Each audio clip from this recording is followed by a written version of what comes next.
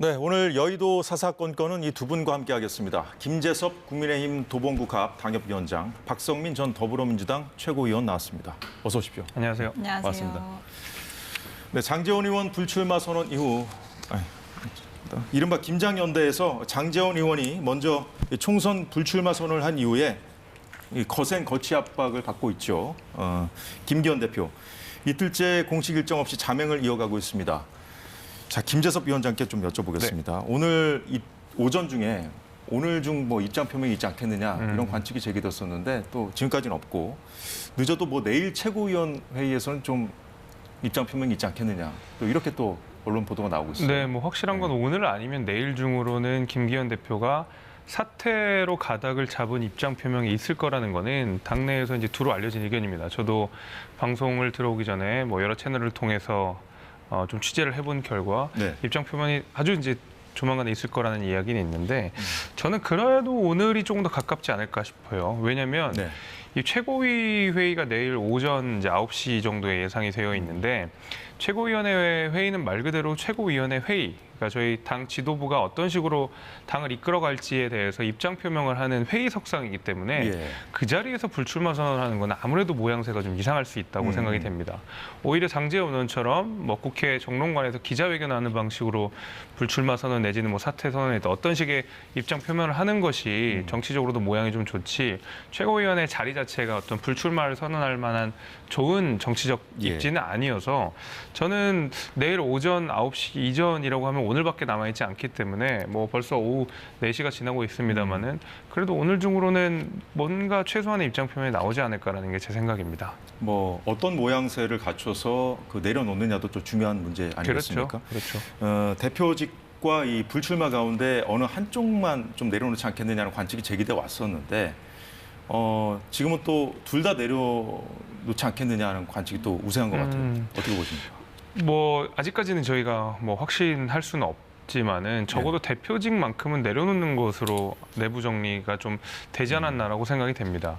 제가 뭐 앞서서도 이런저런 이 채널을 통해서 김기현 대표의 거취 문제를 좀 취재를 좀 해보니까 대표직을 지금 계속 유지할 수 있는 건 전혀 아닌 것 같고 그러면 대표직 사퇴는 가닥이 잡힌 것 같고 다만 이제 개인적으로 울산의 지역구를 버릴 것이냐 말 것이냐는 뭐 여전히 불투명한 상태이기 때문에 그것은 오늘 또는 내일에 있을 김기현 대표의 입장 표명을 들어본 뒤에나 좀 확인이 가능할 것 같습니다. 그러나 최근에 이제 울산 구청장 남구청장이 자기 직을 버리고 이제 차기 총선에 출마할 것처럼 시사를 했다가 다시 그걸 거둬들인 걸로 보아 김기현 대표가 지역을 포기하지는 않을 가능성이 높다 이렇게 생각이 됩니다. 또 지역구 유권자들 사이에서 또 김 대표가 출마를 안 하면 안 된다. 또 이런 입장도 냈더라고요.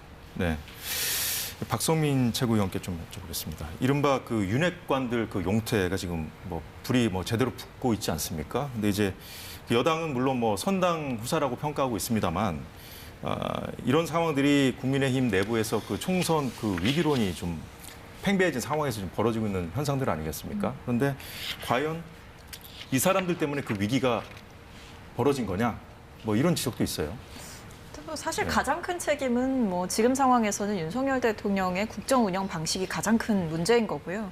윤핵관들에 대한 이 정치적인 거취 문제가 불거지는 이유는 일단 이분들이 뭐 윤 대통령이 당선되던 때부터 누려왔던 권력이 있기 때문에 그 부분에 대한 지적이 있는 것이고 또 한편으로는 잘못된 당 운영, 그러니까 이른바 수직적인 당정 관계가 계속해서 고착화되고 있었던 그 문제를 다들 인식하고 있었으면서 침묵하고 있지 않았냐. 또는 그것을 용인하거나 적극적으로 동조하고 있지 않았냐. 그 권력을 소위 말해 누리고 있었던 것 아니냐. 그렇기 때문에 청산의 대상이 되는 거죠.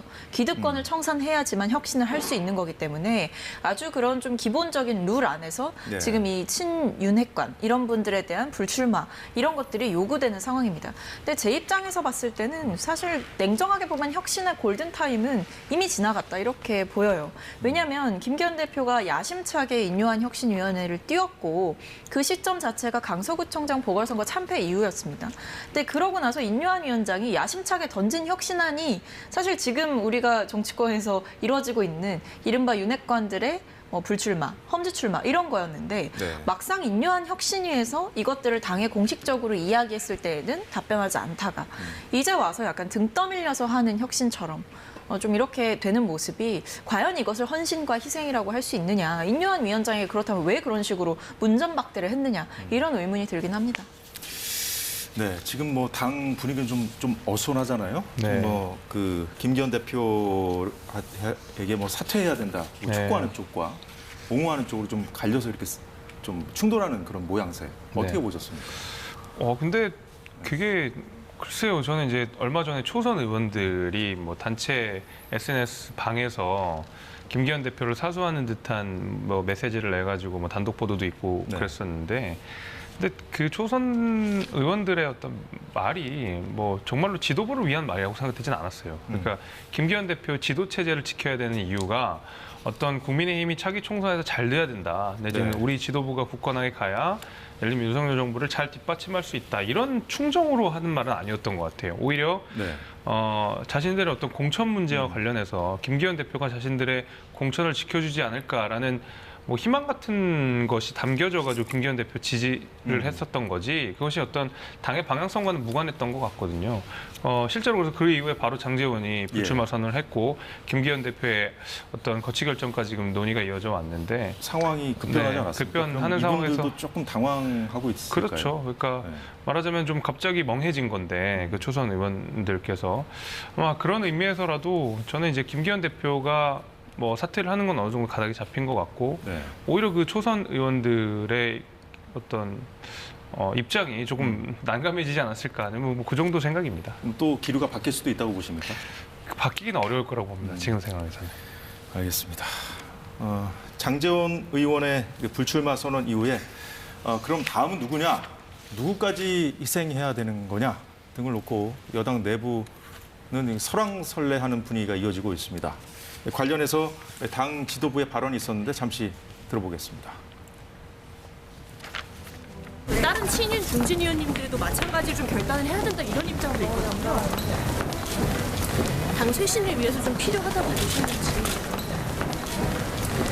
다른 초선 의원님들이 계속 그 목소리도 내시었던 적도 있었거든요. 혹시 이런 식의 좀 외부 의견 분출에 대해서 어떻게 생각하시나요? 일단은 최대한 좀 자제를 해야 된다고 생각하시나요? 당을 아끼고 사랑하는 마음 속에서 각자의 의견을 말씀하신 걸로 생각은 드는데, 지금은 뭐 좀 대표님의 어떤 여러 가지 생각들을 기다리고 있는 상황이 아닌가 생각을 하고요. 뭐 다양한 얘기들을 의견을 말씀을 하실 수는 있고요. 또 각자의 입장에서 이제 얘기를 하실 수는 있다고 생각을 하고, 또 아직까지 지금 모든 방향성이 막 정해진 상태로 이렇게 한 상황은 아니고. 네, 이만희 사무총장은 뭐 앞서 김재섭 위원장이 얘기했던 초선 의원들 집단 움직임에 대해서 당을 아끼고 사랑하는 마음으로 일단 평가를 한 것 같은데, 자, 인요한 혁신위 혁신안을 기준으로 하면 이 대상이 될 수 있는 의원이 40명에 달한다는 얘기도 나오고 있습니다. 당장 거론되는 이름은 권성동, 윤한홍, 이철규 의원 등입니다. 권성동 의원과 윤한홍 의원은 어제 장제원 의원의 불출마 선언 직후에 뭐 1시간 정도 만났다는 뭐 얘기도 있고요. 일각에서는 이들에게까지 책임을 묻는 건 좀 과한 거 아니냐 이런 반론도 있는데 어떻게 생각하십니까? 그러니까 특히 이제 뭐 권성동 의원 같은 경우에는 제가 봐도 굉장히 억울하실 것 같긴 해요. 사실은 물론 초기 윤핵관 이런 식으로 많이 불렸고 대통령의 측근으로서 초반에 많은 이야기들이 좀 있었던 건 사실이지만은 네. 권성동 이제 원내대표 당시에 이제 원내대표를 직을 유지하다가 이런저런 구설이 좀 오르면서 스스로 또 사퇴를 하기도 했고요. 그 이후에는 전혀 어떤 당무에 개입을 한다든지 어떤 뭐 대통령의 소위 말하는 실세로서의 기능을 전혀 하지는 않으셨거든요. 게다가 그 강릉이라고 하는 지역구 자체가 권성동 의원 말고 사실 뭐 누군가 도전할 사람이 없다 이런 얘기도 좀 나오고 있는 상황이기 때문에 저는 오히려 이렇게 책임론을 무한정 확정하는 것까지는 오히려 당을 너무 혼란스럽게 만들 수가 있고, 그럼 어떻게 해야 된다고 보십니까? 정말로 책임이 있는 분들 있지 않습니까? 내지는 국민들의 많은 지탄을 받았던 분들, 이런 분들 중심으로 불출마 결정, 희생 결정을 해주시면 거기서 그 선에서 이제 정리를 해야 되는 것 같고, 물론 중진들이 불출마하거나 아니면 험지를 출마해가지고 전체 분위기를 이끌어가는 어떤 희생 정신이 있는 방식으로 당이 가는 거는 저는 좋은 방식이라고 생각하는데, 그렇다고 예. 해서 예를 들면 지금 저희가 공견하게 나오는 것이 현역에 있는 100몇 명이 전부 우리는 친윤이다라고 선언하듯이 많이 그래왔었거든요. 그럼 이분들 전부 다 물갈이가 돼야 되는 거거든요. 그러니까 책임론이라고 하는 것은 어디까지나 그 명과 암을 정확하게 가려가지고 저는 물어야 된다고 보고 네. 책임이 있는 분들이 불출마하는 것과 그다음에 무한정 확정하는 문제는 좀 다르다고 생각해서 균형을 좀 맞춰야 되지 않나 이렇게 생각이 됩니다. 네, 박성민 전 최고위원, 지금 이준석 전 대표가 오늘 이런 말을 하더라고요, 방송에서. 과거에 이제 당대표를 쫓아내는데 앞장섰던 자신을 얘기하는 것 같아요. 사람들이 이제 그 자신들이 이제 쫓겨날 상황이 되고 있다, 이렇게 진단을 하더라고요. 어떻게 네, 보십니까? 사실 네. 이준석 전 대표 입장에서는 이제 어떻게 보면 굉장히 정치적인 공격을 할 수 있는 절호의 기회이기도 한 것 같아요. 그런데 되게 의외로 김기현 대표를 또 감싸는 듯한 목소리를 내기도 했습니다. 뭐 김기현 대표를 향해서 물러날 때는 물러난다고 하더라도 이런 식으로 이제 집단적으로 공격하는 것은 옳지 않다라는 취지로 이제 메시지를 내기도 했고, 그러니까 이준석 전 대표 입장에서는 뭐 사실 어떤 상황이든 별로 뭐 손해 볼 것은 없는 상황인 것 같아요. 근데 제가 느낀 이준석 전 대표의 지금 최근의 메시지의 기류는 뭐냐면 처음에는 사실 윤핵관 청산을 좀 외치는 것 같았거든요, 이준석 전 대표가.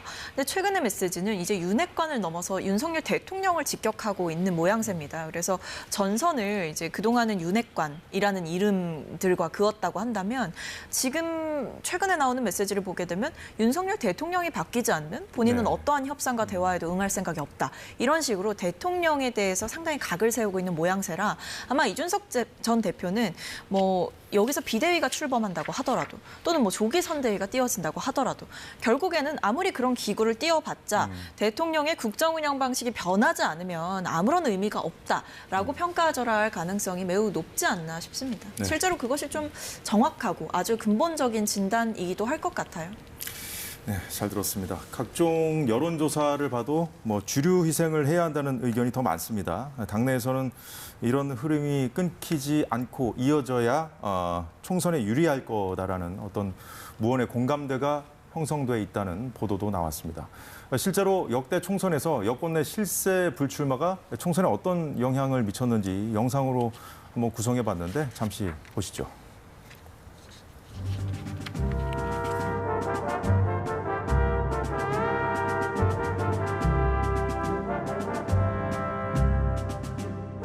제 오늘 이 결심이 제가 평생을 바쳐온 한나라당이 새롭게 태어나는데 하나의 미랄이 되기를 진심으로 기원합니다.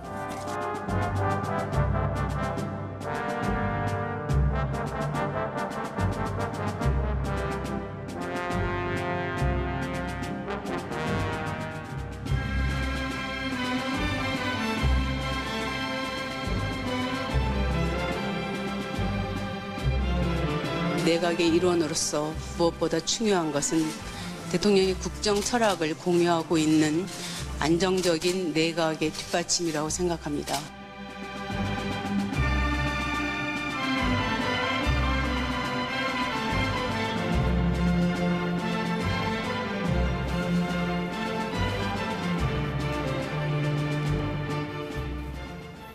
네, 실세들의 불출마가 총선에서 좋은 성적표로 이어지는 사례는 많았습니다.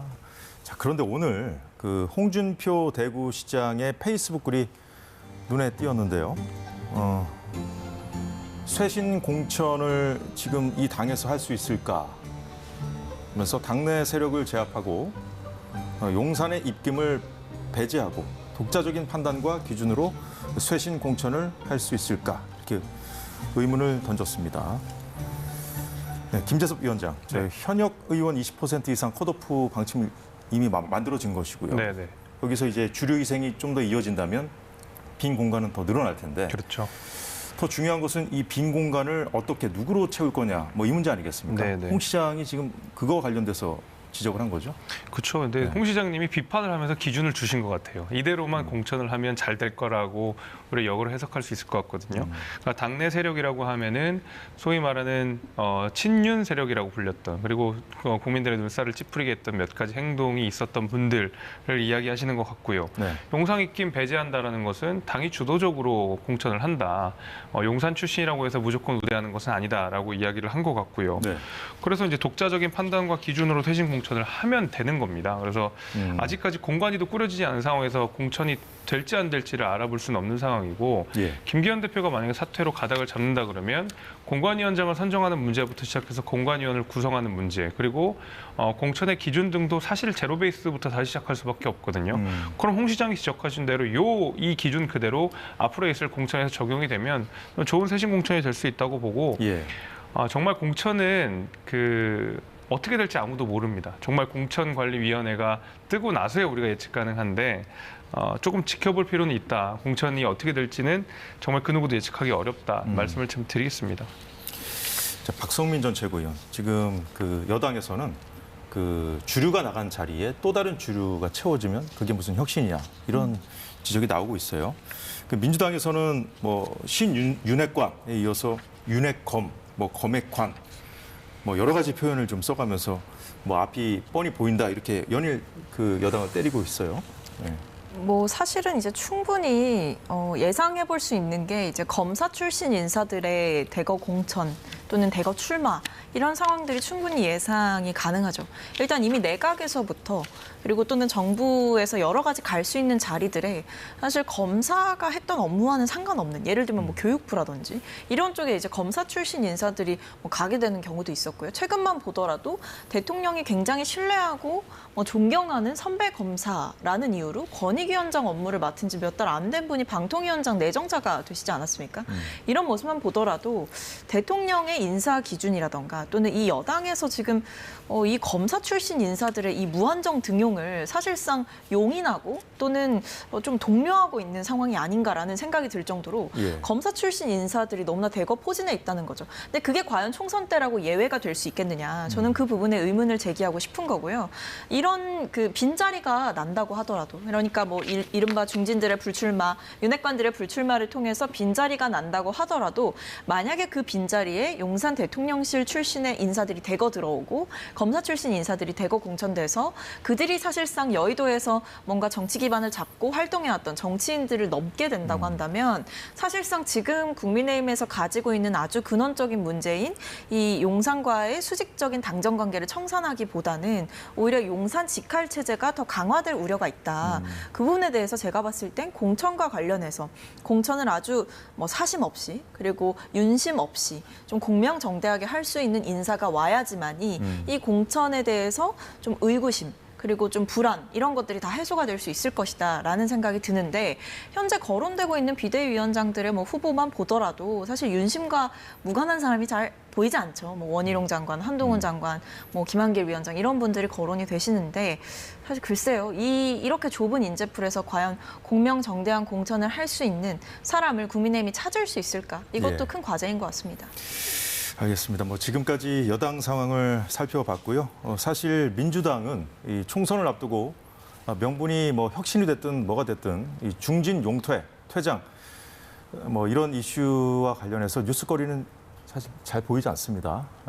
여당에 대한 비판은 쏟아내고 있지만 혁신 경쟁에서 밀리고 있기 때문에 자, 여당을 비판할 자격이 있는 거냐, 뭐 이런 얘기가 나와요. 여당은 그렇게 지금 맞받아치고 있는 거 아니겠습니까? 사실 그 민주당 소식을 듣는 것 자체가 너무 어려운 일이 돼버렸습니다.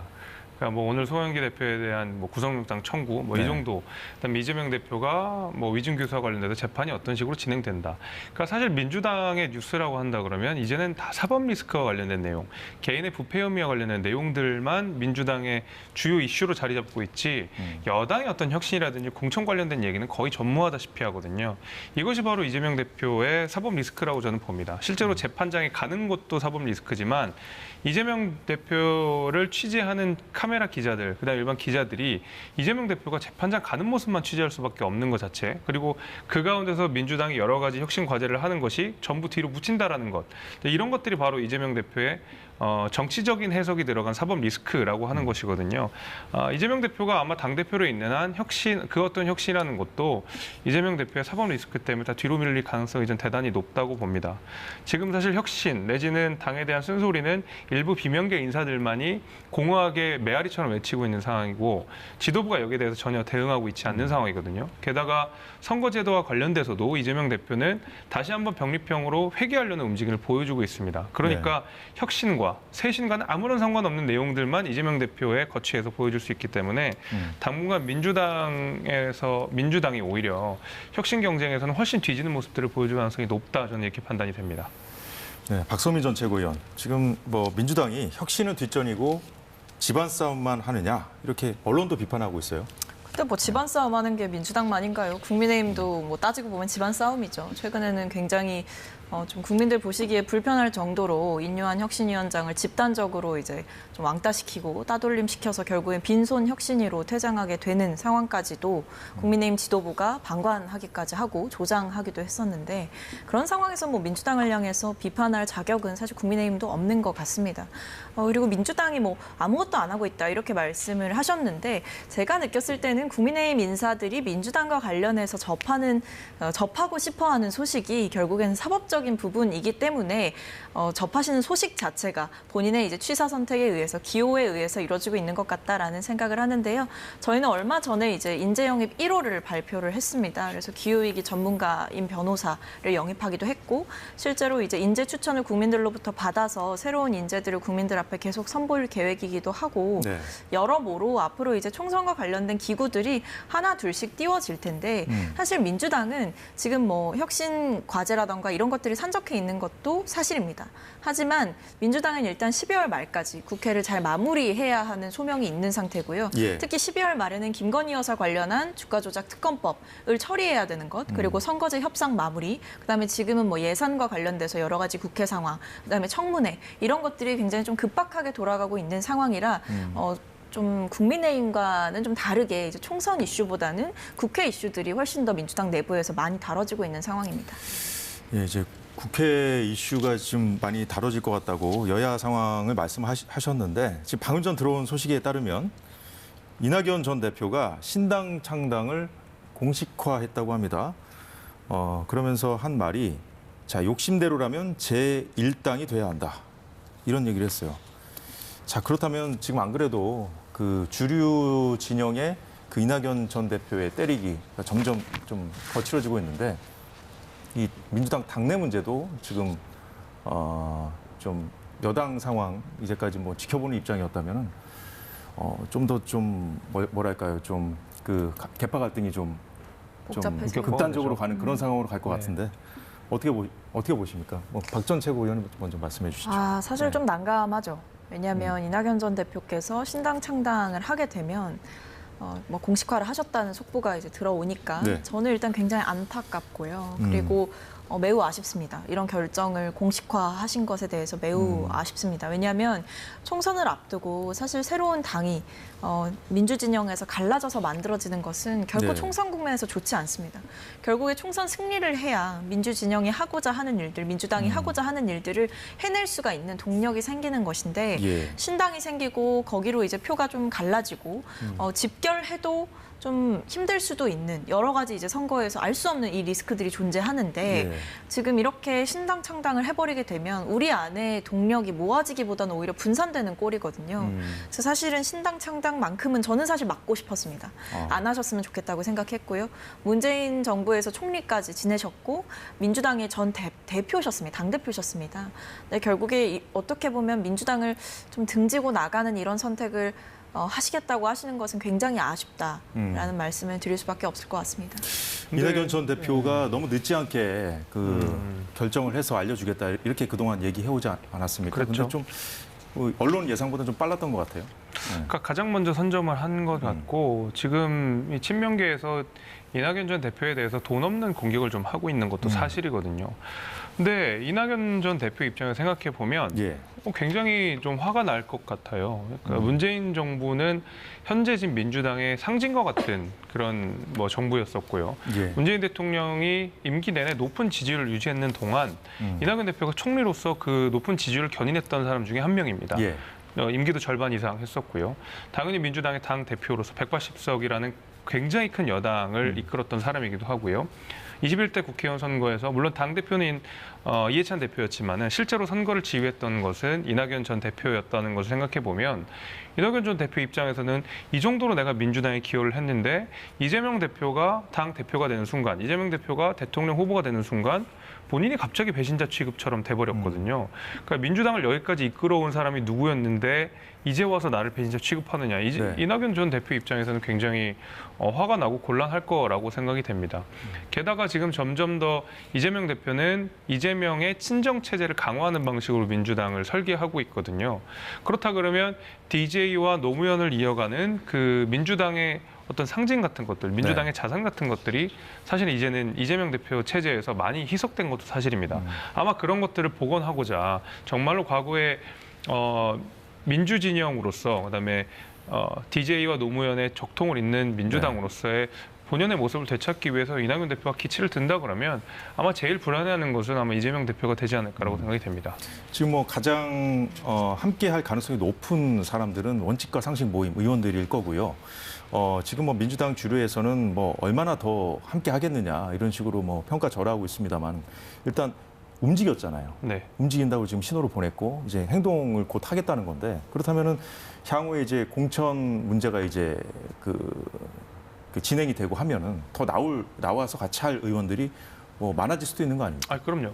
그러니까 공천 과정에서 많이 뭐 예를 들면 불리하게 컷오프가 된다든지 내지는 뭐 기습 공천 이런 것들이 있거든요. 예를 들면 지금 비명계 인사가 위원장으로 있는 지역구에 친명계 인사들이 뭐 가서 말하자면 기습적으로 가가지고 경선을 붙는다. 뭐 그다음에 이재명 대표의 강성 팬덤들이 거기에 힘을 실어준다. 이런 이야기들이 지금 많이 공공연하게 들리고 있습니다. 예. 그런 가운데서 이 민주당 체제에서 내가 후보가 될 수 있을까라고 의심이 되는 부분들은 얼마든지 이낙연 대표가 만드는 정당으로 합류할 가능성들이 있고요. 결국 그 정당은 지지율이라고 하는 것이거든요.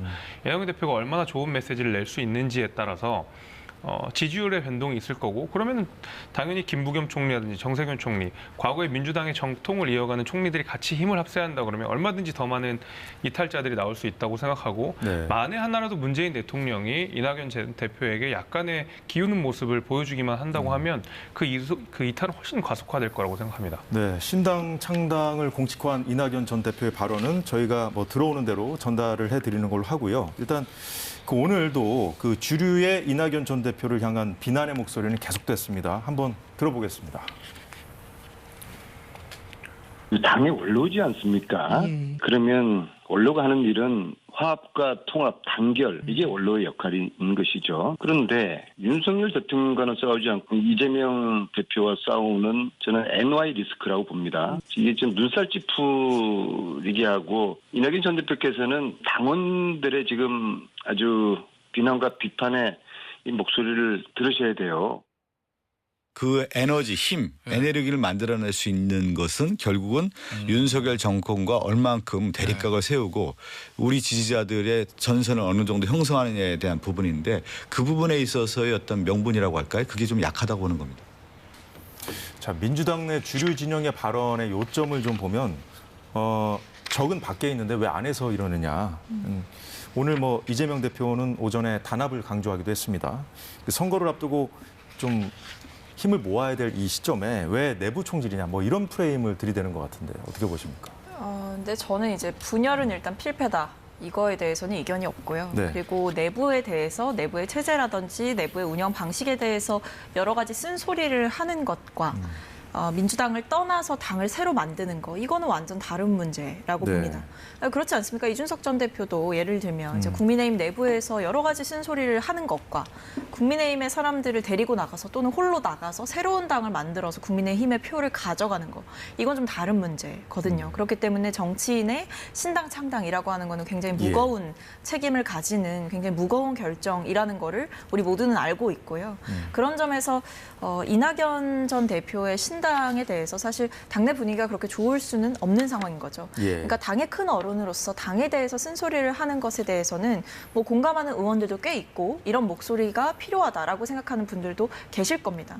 그런데 그게 아니라 당을 새로 만든다? 이거에 대해서는 사실 동의하기 어렵다라고 말씀하시는 분들도 많기 때문에 저는 신당 창당을 공식화하셨지만 이것이 과연 앞으로 어떻게 진행될 것인가 그리고 이것이 과연 좋은 방향으로 작용할 수 있겠느냐. 사실 지금 같은 선거를 앞둔 시점에서는 이렇게 당의 큰어른이 나가서 당을 새로 만드는 것은 좋은 모습이 아니다. 저는 이렇게 말씀드리고 싶습니다.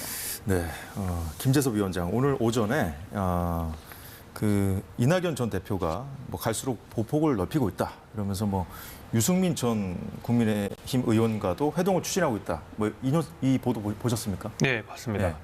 그러니까 이낙연 전 대표가 신당 창당으로 가닥을 잡았다는 얘기인 거죠. 근데 신당 창당을 한다고 하면 여러 가지 그 확장 행보를 보일 필요가 있거든요. 그러니까 나와 뜻을 같이 할 수 있는 그 누구와도 손을 잡아서 그 파일을 크게 만드는 역할들을 하겠다라는 거고, 뭐 유승민 전 의원과 관련된 뭐 합동 행보를 시사한 것만으로도 이낙연 전 대표는 더 이상 민주당으로 갈 생각은 없다라는 이야기로 저는 해석이 됩니다. 그러니까 다른 분들도 아니고 예를 들면 과거의 민주당 주류 인사라든지 아니면은 지금 현재 체제에서 비명계 인사들이 아니라 국민의힘 출신이지만 국민의힘에서 쓴소리를 많이 했던 유승민 전 대표랑 했다라는 것은 이미 민주당으로서 어떤 보폭은 아니라고 저는 보거든요. 오히려 제3정당으로서 그 중앙에 내지는 중도층을 흡수할 수 있는 정당을 만들겠다라는 분명한 선언이기 때문에 저는 뭐 민주당에서 뭐라고 비판을 하든지 간에 이낙연 전 대표는 신당 창당으로 가닥을 확실히 잡은 것 같다. 그리고 이제는 뒤로 물을 수도 없는 상황이 된 것 같다. 이렇게 생각이 됩니다. 신당 창당을 공식화하면서 제1당이 뭐 되고 싶다는 취지의 발언도 했는데 그렇다면은 오늘 뭐 보폭을 이렇게 넓히고 있지 않습니까? 유승민 전 의원도 뭐 만날 수도 있고 그렇다면은 중도 진보 정당보다는 어떻게 보십니까? 빅텐트 가능성이 더 높을 거라고 보시는 거예요? 뭐 아무래도 그렇게 될 가능성이 좀 높죠. 왜냐하면 지금 양당에 대한 피로감들이 굉장히 높은 상황이고 대충 양당을 지지하지 않는 유권자들이 20%에서 30% 사이를 계속 왔다 갔다 하는 거면 30% 많이 잡아서 30% 정도를 받게 되면 제1당까지는 좀 무리라도 제2당까지는 얼마든지 갈 수 있는 지지율 아니겠습니까? 아마 그런 것들을 노리고 있는 것으로 저는 보입니다. 이낙연 전 대표가. 그리고 실제로 민주당을 지지하시는 분들 가운데서 이재명 대표 체제를 비판하신 분들이 많거든요. 게다가 호남을 중심으로 해서 과거에 민주당을 많이 지지했던 분들이 이재명 대표는 싫다 이런 분들이 많아서 아마 호남에서 그런 구심력들이 생긴다 그러면 뭐 물론 제1당은 냉정하게 좀 어렵다고 생각이 되지만은 그래도 꽤 민주당의 표를 많이 가져오게 되고 원내 진입은 얼마든지 할 수 있는 정당으로는 성장할 수 있을 거라고 봅니다. 일단 뭐 이준석 전 대표도 인터뷰에서 이런 발언을 했습니다. 뭐 1단계로는 뭐 신당을 만약에 차리게 된다면 중도 보수, 새로운 중도 보수 개념, 더 나아가서 만약에 제대로 된 그 3당으로서 빅텐트를 해볼 만한 그런 여건이 된다면 그때 가서야 아마 이낙연 전 대표도 만나고 이런 행보를 보이지 않을까 싶은데 어떻게 보십니까? 네, 저는 이제 이른바 제3지대가 이제 뭐 여러 곳에서 막 좀 시작이 되면서 뭐 빅텐트론이 계속 나오는 것 같은데요. 낙준 연대라고도 하던데. 근데 사실 뭐 앞으로 어떻게 하실지는 제가 잘 모르겠습니다. 뭐 두 분의 각자의 생각이 있을 텐데, 근데 저는 이 빅텐트론이 좀 일종의 허상에 가깝다라는 생각은 합니다. 그러니까 뭐 모일 수는 있고 만날 수도 있겠죠. 그리고 뭐 일종의 정치적인 목적을 향해서 뭐 당선이라는 정치적인 목적을 향해서 서로 연대할 수도 있겠습니다. 아무리 다른 길을 걸어온 사람일지라도. 근데 결국에 우리 정치라는 게 단순히 이제 당선 만을 바라보고 유권자들에게 표를 달라라고 요구할 수는 없는 거잖아요. 결국 국민들 입장에서 봤을 때 제3지대가 뭘 하고자 하느냐. 그러니까 이 양당 체제에 지친 국민들 입장에서는 제3지대가 하고자 하는 게 무엇인지, 이 새로 만들어지는 제3지대나 새로운 정당의 철학과 비전 또는 정책의 방향은 무엇인지, 이런 부분들에 대한 콘텐츠적으로 답해야 될 부분들이 있는데 그냥 무조건 민주당 싫다, 국민의힘 싫다, 그러니까 싫어하는 사람들 다 모여라. 이렇게 해서 만들어지는 빅텐트에 도대체 어떤 정치적인 철학이 있을 수 있겠느냐, 저는 이런 생각을 하고 있습니다. 그래서 오히려 지금이야 이제 양당 체제가 고착화되고 워낙에 국회에서의 갈등도 심하다 보니까 이런 제3지대에 대한 관심이 뜨거울 수는 있는데요. 막상 투표장에 가게 돼서 투표를 하게 됐을 때 유권자들 입장에서는 안 그래도 치열한 선거 속에서 나의 표가 사표가 되는 것도 싫고, 그리고 이 새로운 제3지대가 어떤 걸 하고자 하는지도 분명치 않다면 저는 그곳에 표를 줄 일은 없을 것이다, 이렇게 생각합니다. 결국은 선거 당일이 되면 또 양당으로 귀결될 거다, 이렇게 보시는 거예요? 양당이 가장 이제 더 가열차게 혁신을 하는 것이 지금의 정치 체제에서 굉장히 중요한 면이다. 그러니까 오직 뭐 국민의힘도 싫고 민주당도 싫고 이런 싫다라는 감정만으로 모여서 정치를 한다. 저는 그건 쉽지 않다고 봅니다. 알겠습니다. 앞으로 갈수록 여야의 내용이 더 깊어질 것 같은데 뭐 앞으로도 이런저런 여러 가지 일들이 벌어지겠죠. 다음 주 이 시간에 또 얘기 나눠보는 걸로 하고요. 오늘은 이 정도로 정리하겠습니다. 지금까지 박성민 전 더불어민주당 최고위원, 김재섭 국민의힘 도봉구 갑 당협위원장이었습니다. 고맙습니다.